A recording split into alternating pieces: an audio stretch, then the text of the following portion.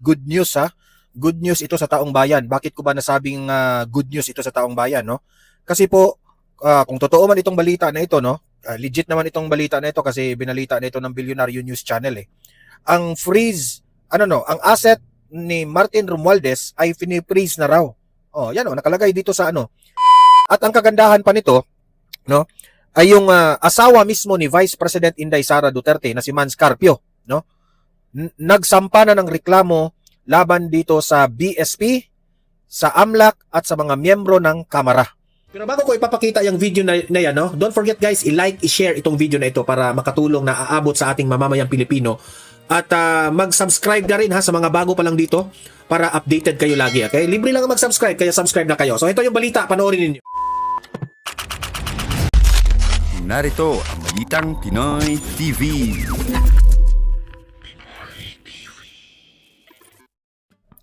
Okay, good news ha. Good news ito sa taong bayan. Bakit ko ba nasabing good news ito sa taong bayan, no? Kasi po kung totoo man itong balita na ito, no? Legit naman itong balita na ito kasi binalita na ito ng Bilyonaryo News Channel eh. Ang freeze, ang asset ni Martin Romualdez ay fini-freeze na raw.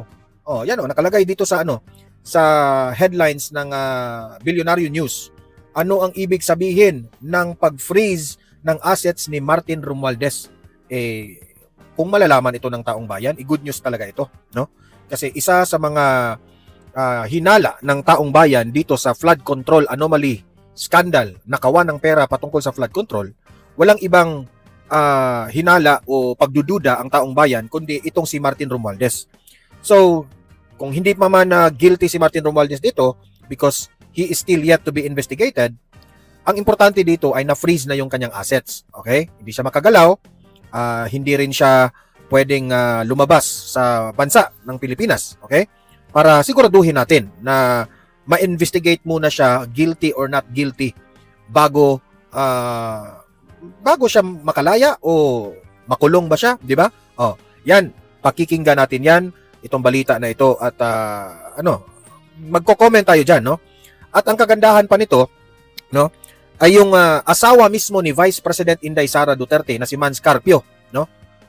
Nagsampa na ng reklamo laban dito sa BSP, sa AMLAC at sa mga miyembro ng Kamara. Gumalaw na po itong asawa ni VP Sara kasi po hindi po maganda ang ginawa nila, especially itong mga kalaban sa politika ni VP Sara na pinopolitika sila dyan sa some of the congressmen dyan sa Committee on Justice sa Kamara, no, na they are exposing itong bangko ni VP Sara. In-expose nila lahat yung transaction kasi bawal yan eh na maisa publiko ang kayo dito sa taong bayan. Gusto nyo ba na isa publiko yung transaction ng inyong bangko? Di ba? Hindi talaga yan pwede. Oh. Especially yung iba dyan. Alam ko naman yung mga ibang mga kongresista dyan, ayaw nyong ma-expose, no? Kasi meron kayong mga kabit-kabit dyan eh. Mabubuking kasi sila sa mga kabit nila eh. Di ba? Pero dito naman sa hanay ni VP Sara, sa kampo ni VP Sara, hindi man talaga maganda yan. Meron tayong tinatawag na Bank Secrecy Law. Okay?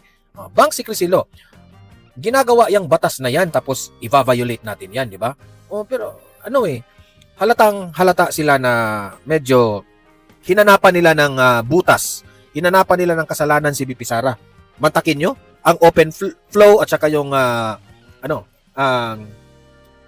tawag doon? Yung pagpasok at paglabas, no? Ng pera sa bangko ni VP Sara. In-add up nila lahat 'yan from 2025 ayon hanggang 2026 2005 to 2026 siguro ngayon, no? In-add up nila. Sinong hindi aabot ng bilyon ang transaksyon, pabalik-balik 'yan eh. 'Di ba? Nililin lang nila yung taong bayan. So doon pa lamang illegal 'yon, no? So tama lang na itong si Mans Carpio ay magsampa ng reklamo. Mamaya, pakinggan natin yung balita na yan. No? Kaya yun ang pag-uusapan natin. Like and share sa mga dati ko mga audience ito at sa mga bago pa lang dito, subscribe na po kayo. Ha? Okay, unahin muna natin ang pag-freeze ng assets kay Martin Romualdez. So, pakinggan natin ito. Freeze ng assets ni dating House Speaker Martin Romualdez at ilang kapamilya kaugnay pa rin sa investigasyon sa flood control scandal. Pero ano nga ba talaga ang ibig sabihin nito? Hindi ito confiscation, hindi rin ito hatol. Ang pag-freeze ng assets Ang ibig sabihin yan, hindi na siya makakain ng taba.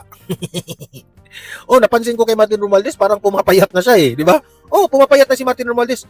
Alam mo Martin Romualdez, no? Maganda yan na na-freeze na yung assets mo. Kasi hindi ka na makakain ng taba, hindi ka na makainom ng beer. Kung umiinom ka man kung umiinom ka man ng beer, di ba? At least healthy ka, di ba? Na-freeze na yung mga pera mo diyan, di ba? Hindi ka na healthy lifestyle yan, Martin Romualdez. Buti na lang na-freeze yung assets mo. Assets ay para bang pagpindot ng pause button sa paggalaw ng pera. Ganitong proseso, nagsisimula ito sa Office of the Ombudsman. Sila ang nag-iimbestiga ng posibleng korupsyon tulad ng mga alleged irregularity sa mga proyekto ng gobyerno. Kapag may nakita silang posibleng money trail, dito papasok ang Anti-Money Laundering Council. Di ba? So, bago nila i-freeze ang asset ng isang tao, no? Bago nila i-freeze yan, may nakikita sila na dapat imbestigahan.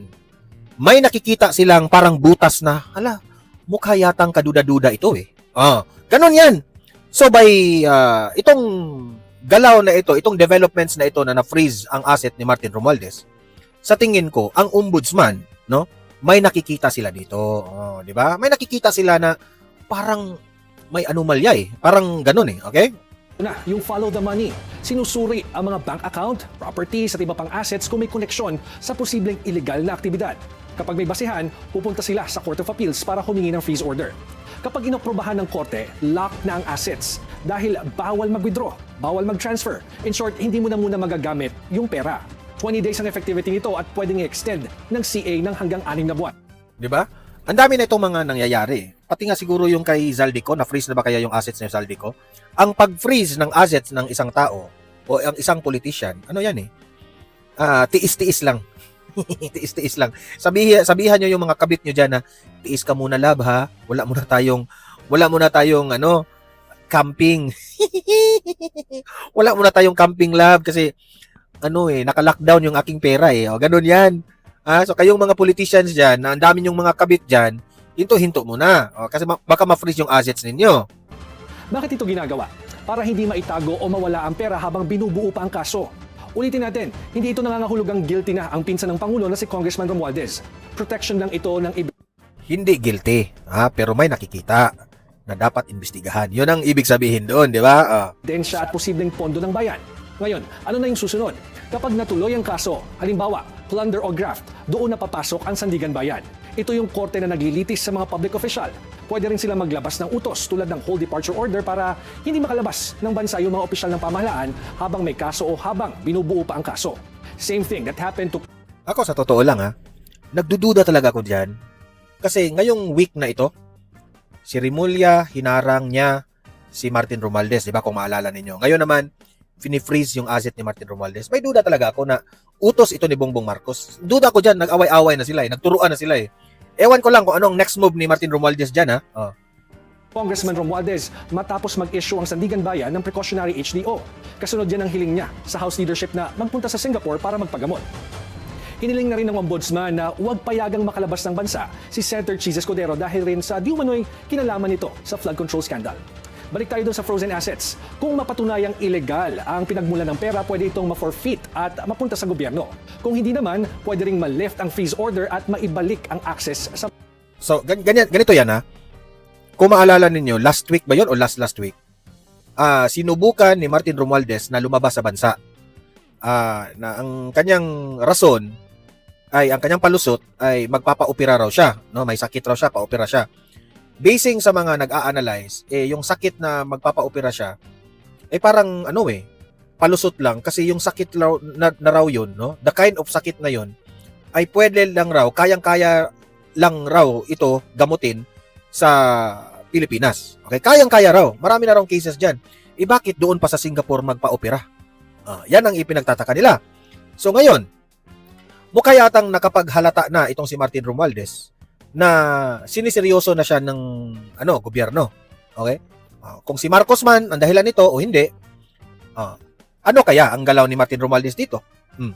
Martin, advice ko sa iyo, no? Gayahin mo na si Bato. Sumama ka na kay Bato. Sabihin mo kay Bato na nakarma ka na. Yan. Kasi ginawa nila kay Bato yan Ginawa nila kay Tatay Digong. Mantakin nyo. Tama, parang unti-unti ng unti-unti nang naging totoo ang mga sinasabi ni former President Duterte. The time will come in a day of reckoning. Di ba? Aabot tayo dyan. Di ba? Within 4 years, nanunungkulan ang CBBM. Itong 4 na taon, binugbog nyo ng binugbog ang mga Duterte. Pero sa nakikita ko ngayon, parang unti-unti nang bumabaliktad ang sitwasyon ngayon. Kapag si BP Sara makalusot dyan, no? Hindi naman siguro makalusot. Kapag si BP Sara ay mapatunayan na malinis yan si BP Sara, good luck na lang. Yan ang sabi ko, good luck sa lahat ng kalaban ni BP Sara. Babaliktad talaga itong script nila. Babaliktad yan. Trust me. Ari nito. Sa madaling salita, ang pag-freeze ng assets ay hindi parusa kundi pag-iingat. Isang paraan para masigurong kung may ninakaw sa bayan, hindi ito mawawala. Tandaan natin na kasama sa trabaho ng mga opisyal ng pamahalaan. Dapat, kung mag-isip kayo ng, kung laliman nyo talaga ang isip ninyo. Sa tingin nyo ba, si Martin Romualdez, kung nagnakaw si Martin Romualdez, kung nagnakaw. Meaning to say, hindi pa tayo sure kung talagang nagnakaw siya o hindi. Pero kung nagnakaw si Martin Romualdez, isipin mo muna, useless yung freezing of asset. Useless yan, Useless yan. Kasi, kung ikaw ba naman, na magnanakaw ka, ilagay mo kaya sa bangko yung pera na ninakaw mo? Especially that you are a government official, especially that you are a house speaker. Di ba? Ilagay mo kaya yung pera mo sa bangko? Di ba? Kung iisipin mo. Kaya nga sabi ko, para lang tayo naglalaro nito Yung freezing of assets ni Martin Romualdez, duda ko dyan, parang lang yan parang para ipakita. Pakitang tao lang yan sa taong bayan, si Martin Romualdez na freeze na yung asset. Pwedeng ganun, pwedeng ganun. Pero, paano mo ma-freeze ang assets na yan? Nilagay ng maleta yung pera. Di ba? Sabihin nyo, i-freeze ang maleta. Ganon sana. Ay, nako. Ewan ko na lang. Kahit i-freeze nyo pa yung asset ni Martin Romualdez, yung maleta dyan, pwede siyang kumuha sa maleta. Ang transparency at accountability. So kung sinusubaybayan niyo yung kwento ng flood control scandal, mahaba-haba pa ito. Watch this, dahil hindi pa tapos ang galaw ng kaso at hindi pa tapos ang money trail. Dahil sa ganitong mga issue, hindi ito dapat maging full again moment para sa taong bayan. Dapat may linaw, dapat may pananagutan, dapat maparusahan ang mga dapat maparusahan. Alam niyo, sa totoo lang para sa akin, taong bayan lang ang pinagloloko niyan. Taong bayan lang ang pinagloloko niyan. Pero mas mabuti na lang, no? I hope siseryosohin yan ng gobyerno itong si Martin Romualdez. Pero kung hindi man siseryosohin, watch out na lang kayo kapag si BP Sara na ang maging presidente. Kasi ngayon, kahit hindi pa presidente si BP Sara, gumalaw na ang asawa ni BP Sara. Okay? Nagsampa na ng reklamo ang asawa ni BP Sara sa mga abusadong nanggigipit sa kanila. Ito yung balita. Panoorin po ninyo. Okay? Ito. Kakasuhan ni Attorney Man Scarpio, asawa ni VP Sara ang ilang ahensya ng gobyerno. Yan daw ay matapos ilabas ang kanilang bank records sa pagdinig sa kamera. Yan ang Agenda Weekend Report ni Leanne Bustillos ng Abante. Maaaring maliit na bahagi pa lamang ng kabuuang perang dumaan sa mga bank account ni Vice President Sara Duterte ang mahigit 6.77 billion pesos na mga transaksyon na na-flag ng Anti-Money Laundering Council o AMLAC. Ito ang iginiit ni 3rd Manila Representative Joel Chua sa isang media forum sa Quezon City. Matatandaan noong Miyerkules, inilahad ng AMLAC sa House Committee on Justice na may 663 transaksyon mula 2006 hanggang 2025 na umabot sa 6.77 billion pesos, kung saan 3.77 billion pesos ang naiuugnay sa mga account ng pangalawang pangulo, habang 2.99 billion pesos ito in-explain ko na ito na mali yung proseso sa pagpresenta sa SALN ni BP Sara In-explain ko na ito. Ito pautot lang nila, script lang nila ito. In-add up nila lahat ang transaksyon, di ba? Huwag kayong magpalinlang dito. Ang importante dito, nakapagreklamo na yung asawa ni BP Sara. man ang nasa account ng kanyang asawa na si Attorney Man Scarpio. Sa kabuuang ito, 630 ang covered transactions at 33 naman ang suspicious transactions. Ayon pa sa AMLAC, 4.42 billion pesos ang naitalang inflows at 1.55 billion pesos naman ang outflows, habang may karagdagang 791.1 million pesos na classified as undetermined. Liwanag ni Chua, ang mga numerong ito ay saklaw lamang ng mga transaksyong umaabot sa 500,000 pesos at pataas na otomatikong nire-report ng mga bangko. Ibig sabihin, hindi pa kasama dito ang mas maliliit na halaga ng mga deposito o galaw ng pera na hindi na ipapasa sa AMLAC. Dahil dito, binigyang diin ni Chua na hindi dapat ituring na ito na ang kabuuang pera o yaman ng pangalawang pangulo, kundi mga pattern lamang ng galaw ng pondo na kailangan kailangang maipaliwanag. Batay naman sa datos ng Office of the Ombudsman, tumaas ang naideklarang net worth ni Duterte mula 7.25 million pesos noong 2007 hanggang 88.51 million pesos noong 2024. Ngunit ayon kay Chua, may mga pagkakaiba sa mga numerong ito kumpara sa malalaking transaksyon na nakita ng AMLAC na umaabot sa bilyong piso. Patuloy namang sinusuri ng Kamara ang mga natuklasan ng AMLAC para matukoy kung may sapat na basihan para ituloy ang impeachment case laban sa pangalawang Pangulo. Nakatakda namang magsampa ng criminal complaint si Carpio bukas, April 27, laban sa Bangko Sentral ng Pilipinas, AMLAC at ilang miyembro ng House Committee on Justice sa Quezon City Prosecutor's Office. Kaugnay ito na umano'y paglabag sa Anti-Money Laundering Act, Bank Secrecy Laws at Data Privacy Act. Ayon sa kampo ni Carpio, iligal umanong isinapubliko ang kanilang mga confidential bank records na protektado ng batas at hindi ito dapat gamitin ng AMLAC bilang kasangkapan sa umano'y political harassment at black propaganda laban sa Vice President at sa kanilang pamilya. Para sa Agenda Weekend, Lian Busti. So, yan, no? Tayo po'y natutuwa, no? Alam nyo, sino kaya ang nakapag-advise dito sa asawa ni VP Sara na ganun yung gagawin? Talagang isa brilliant move, no? Para naman, itong mga abusado na mga gahaman sa kapangyarihan ng mga congressman, makasuhan rin sila. Dahil sa politika, binaboy nila yung bank records ni VP Sara, binaboy nila yung SALN ni VP Sara, na binahira nila ng masama na, parang, ika nga, sabi nila, fishing expedition, no? So, tama lang yan, no? Na they will they will get their lesson. Meron po tayong tinatawag na batas na bank secrecy law. Sa tingin ko naman, no, matino itong justice system natin. Kung atin pong subaybayan ang mga batas natin diyan sa bank secrecy law, talagang nilabag nila itong mga kalaban ni VP Sara. Good luck na lang sa inyo. Yan ang masasabi ko, good luck. Tapos ngayon, eto, pakinggan natin itong paliwanag ni Professor Malutikia kasi po, parang tama yung analysis na hugas kamay na ngayon itong si Martin Romualdez sa kanyang mga pinagsasabi. Ito, panuorin natin to. Kung susumahin natin lahat, para bang pag-amin nyo na meron ngang katiwalian na nangyayari doon sa kanilang pagbabudget sa mga nakalipas na national budget po natin, Prof? Oo, Admar.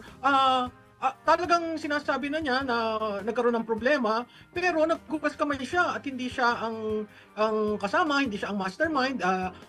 Tinuon niya kay Senator Chis Escudero at saka kay Congressman Saldico. Yun namang si Saldico, chairman lang yun ng appropriations eh. Kaya medyo yung umpisa, okay, maganda, hinihintay ng tao ano ang magiging katapusan. Yung dulo, parang itinuon niya dun sa iba at siya'y malinis, no? Ang sabi pa nga niya, ilalabas niya yung affidavit na sinabit niya. Hinihintay ko yung itong araw na ito pero wala akong nakikita. Sinabi rin niya na ilalabas na yung listahan ng proyekto niya dahil hindi nag-benefit ang kanyang distrito. Alam mo, dun sa una namin pag-aaral, sinabi namin doon na merong 66 contractors in his district in Leyte province alone.